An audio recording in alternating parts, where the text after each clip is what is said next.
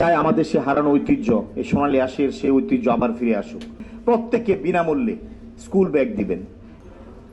বর্তমান গণতান্ত্রিক সরকার নির্বাচিত হওয়ার পূর্বে এবং পরবর্তীতে মাননীয় প্রধানমন্ত্রী আমাদের এই হারিয়ে যাওয়া ঐতিহ্যশালী এই পাট শিল্পকে, পাটজাত পণ্যের ব্যবহার, উৎপাদন, বাজার বহুমুখীকরণ সবকিছু মিলিয়ে যে উদ্যোগ নিয়েছেন মাননীয় মন্ত্রী মহোদয়ের নেতৃত্বে, আমি সহ আমাদের মন্ত্রণালয়ের সচিব সহ আমরা সবাই মিলে আন্তরিকভাবে আমরা এই যে বহুজাত পাট পণ্যের ডাইভার্সিফিকেশন যে হচ্ছে এবং এটাকে আরো কিভাবে সমৃদ্ধ করা যায়, প্রসারিত করা যায়, ইন্টারন্যাশনাল মার্কেটেও বাজার বৃদ্ধি করা যায়, সব মিলিয়ে আমরা কাজ করে যাচ্ছি।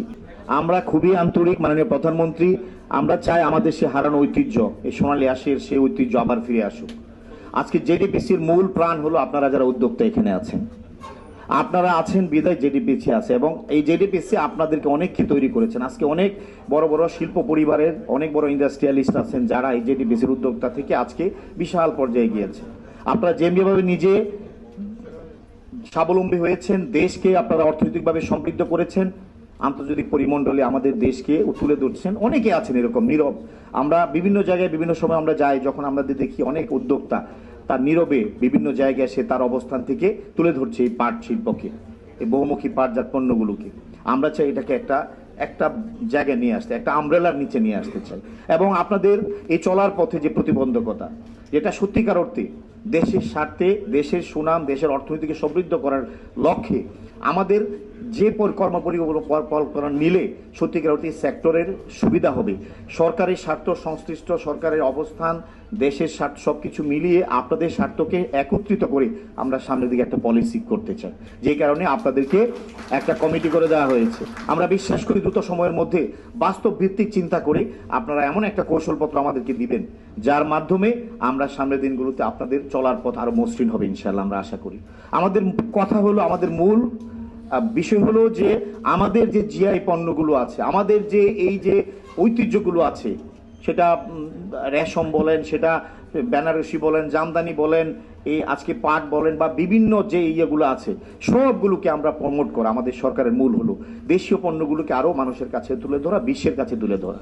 সেই ক্ষেত্রে জেডিপিসি একটা গুরুত্বপূর্ণ ভূমিকা পালন করছে, এবং এটার মূল সহায়ক হ্যান্ডস এবং অর্গানগুলো হলো না আপনারা আজকে যারা এখানে উপস্থিত হয়েছেন। অবশ্যই আমরা এবং আপনারা সবাই মিলে একসাথে আমরা সামনে পথ চলব।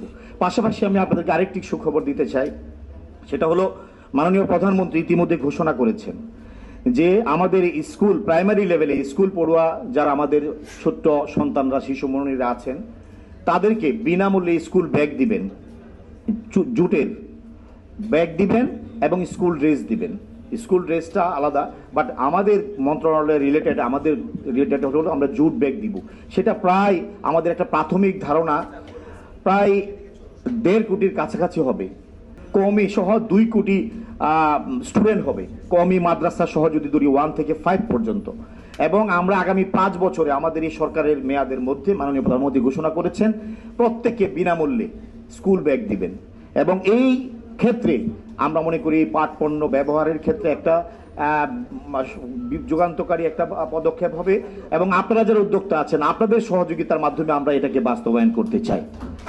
সেই ক্ষেত্রে আমরা মনে করি এরকম অনেক কর্মসূচি আসবে। আমরা সরকারি অফিসগুলোতে ইতিমধ্যে নির্দেশনা হয়েছে পর্যায়ক্রমে এই বিভিন্ন ধরনের টিস্যু বক্স, বিভিন্ন ধরনের যে ছোট ছোট অনেক অফিস ইকুইপমেন্ট আছে সেগুলো পাটের পণ্যের মাধ্যমে করা যায় কিনা ব্যবহার বৃদ্ধি করা, পলিথিনকে নিরুৎসাহিত করা, পরিবেশ বান্ধব এই পণ্যগুলোকে আমরা ব্যবহার আরো বাড়াতে চাই। সেক্ষেত্রে আপনাদের সহযোগিতা প্রয়োজন।